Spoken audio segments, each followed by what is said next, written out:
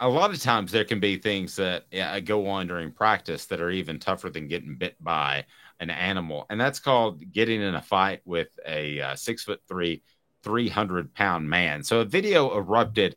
A fight at LSU football practice disrupts the Tigers' Monday workout.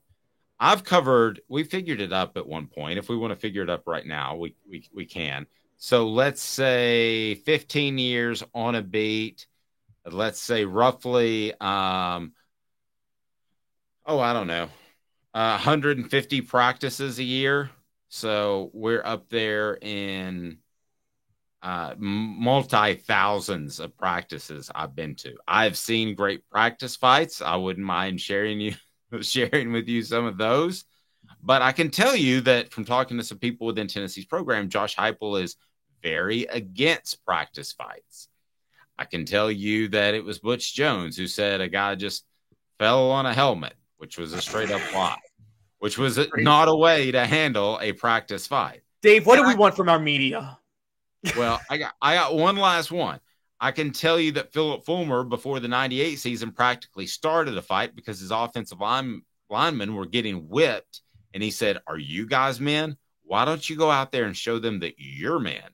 And he did it on purpose. And it was a complete brouhaha. Like all 85 scholarship players were involved. So to simply say, broad brush it, no fighting in practice, Josh Heupel, you're smarter than me when it comes to being a football coach. You're going to have more success than me as a football coach. But to completely rule it out, I think it's crazy. I love to see me some fights. That means it means something. You don't think that 98 team was fighting? You don't think every great team was fighting? I mean, for goodness sake, that's why in the NFL they hold these scrimmages between two teams, because you're not going to fight yourself because he may live two doors down from you. So you're not going to fight him. That's what these scrimmages are for, is to fight. So there is a movie, and I've referenced it before, but I'm going to reference it again. It's called The Junction Terms Boys. of Endearment. No. It's called The Junction Boys. It's about Bear Bryant doing a camp in Junction, Texas, the year he took the job at Texas A&M because he felt his team was soft. For those who don't know, if Bear Bryant ran that practice today, anybody coach runs that practice today, they'd be in prison. Because it was we practiced for 8 hours, 10 hours a day in the middle of a drought and 100-degree temperatures in West Texas with no water for his teams. But at one moment, this is one of the accurate parts of the story, he was mad that his defensive ends didn't know how to whip a block. And the defensive end and a lineman got into a massive fight. And they were, like really, really, really bad fight. And the coaches were about to break it up. And Bear Bryant said, "No, let him go all night. This is the most hitting I've seen in practice all year." He literally said that's the only time he ever saw hitting in practice. And he let him go. No, I'm a big fan of hitting for the most part. I think college athletes, you got to be a little bit more careful, but a lot of coaches thought before the sport got a little bit softer that you should hit as early as the week before the Super Bowl. I mean, that wasn't incredibly unusual that you should still hit. Now, there's a difference between taking to the ground, which you shouldn't do in practice a lot, and thud tackling, where you don't take people to the ground. Now, that can in and of itself create bad practice habits as far as tackling, but you'd rather do that and not have a player's legs get caught up. So I got zero problem with fighting, players standing up for what they believe. I know the most famous one, Caleb, and you and I've talked about it, was the Albert Haynesworth, who's been in the news recently with the large pole. No, it wasn't a barbell, but it was like a large workout pole. When he came back to hit Will Offen, he was upside the head with it. And I was there. That happened. And we thought the fight had been broken apart. And then it comes back together. And Will Offenhusel's off stage left giggling because he just thought the whole thing was hilarious. And Philip Fulmer grabbed Albert Haynesworth by the shoulder pads, and Albert completely stopped right then. Now, that almost went too far, because if you swing a big, huge pole, Caleb, you and I both know that is what? That is a federal offense. Yes, that is assault. That's a felony, yes. And by the way, Albert Haynesworth is lucky he didn't get a couple assault charges when he played in the NFL. Yes, and probably a few in practice that we're not aware of. So these these fights that happen in practice make you a better team. Now, you have to have a maturity, and this is why it surprises me a little bit that Josh Heupel is so against fighting. You have to have a little bit of a maturity, Caleb, to know that once those fights are over and you walk off the practice field, by the time you get into the locker room, those are absolutely over. And that's why it surprises me, because I look at this group and I think Josh Heupel has a mature enough group to do that. I would probably challenge them at one point. And what if there's a little brouhaha? I think the game is different now. Again, during the 90s when Tennessee was winning, we've talked about this yesterday. Fulmer was old school X's or Jimmy's and Joe's over X's and O's. But if you're an X's and O's team, which Tennessee is now, it's a little bit more heady with the way you play. I think with Peyton Manning in the NFL, and I told you off air, I criticized Peyton Manning for this. Peyton Manning has talked about he didn't like when his teammates got into fights on the field because he's like, it's a 15-yard penalty. All he was thinking, 15-yard penalty, it could hurt you here. And he didn't understand, like, sometimes the moxie is needed for your team because a lot of Peyton Manning teams were criticized for being soft against tough defenses in the postseason. But Peyton Manning was an X's and O's type of guy, and he was trying to outsmart you. And I think when you're that type of team, which Tennessee is, you're not going to be thinking winning the one-on-one fighting matchups in the trenches the way you used to be. I don't mind it. I think you still should. I mean, let's be honest, the best moment of last year for Tennessee that we all thought was when Jeremiah Crawford threw up on the field and then just pointed at the Alabama guy. I mean, that was just epic. And yeah.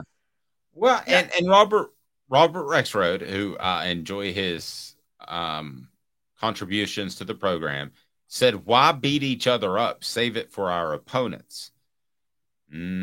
No, it's the opposite. It's beat each other up so that when you face your opponents, that's easy. That's what the great teams do. Practice is so hard, the game is easy.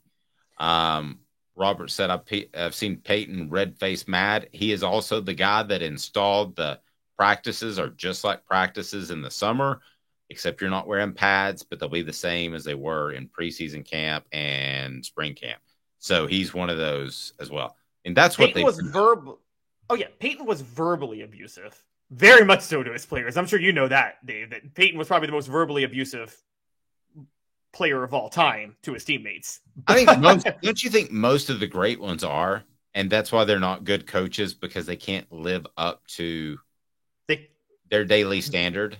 Yeah, what great players do, and this is Michael Jordan's problem as a GM, they say, if this player has my drive, he can be like me. Well, that player doesn't have your drive because nobody has your drive. And so, I mean, it's legendary. I'll use a Kobe story, how he'd get up at 2:00 in the morning so he could get an extra workout in, midday sleep, and then work out with the team. So most people aren't going to have that same sort of drive. That's just not the way people are wired, or there wouldn't be special people like Peyton Manning. I mean, let's talk about physically. Peyton Manning is not wowing you with his God-given gifts. He's wowing you with what he did with a good set of God-given gifts. Yeah, I agree. Peyton Manning, with the exception of accuracy. Now, I will say Peyton Manning's accuracy was probably his one physical gift that stood above every other quarterback in his prime, wouldn't you? Like he could deliver it. Peyton Manning's probably the guy that could throw the ball through the Dr. Pepper challenge with the SEC and hit it through the little hoop every time if you wanted without having to do the two-hand shovel pass, which I hate. Yeah, he could have done that, and he also, the whole Ryan Leaf had a massively stronger arm than him, was a little bit overdone.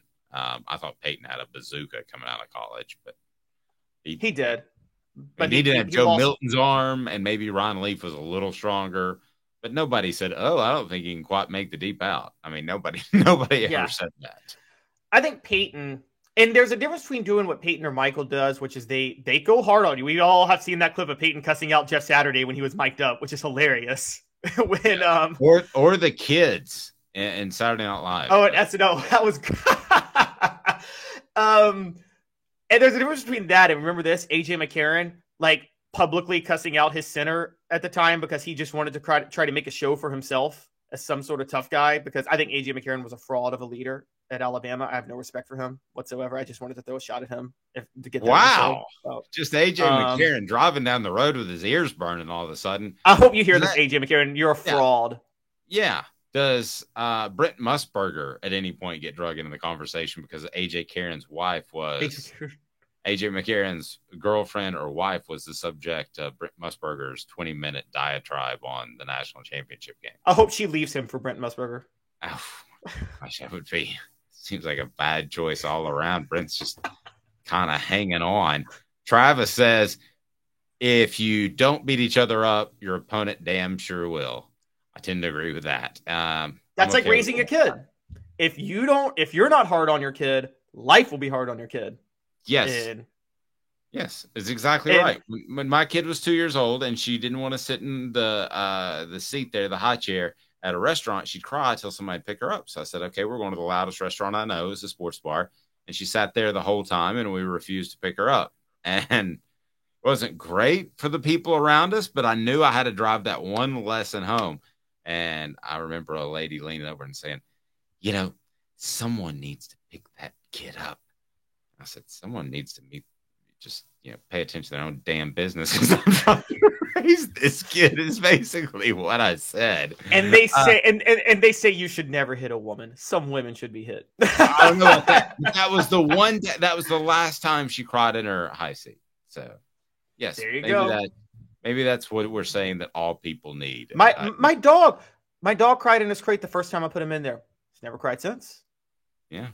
Well, I mean, that's what dog Ambien can do.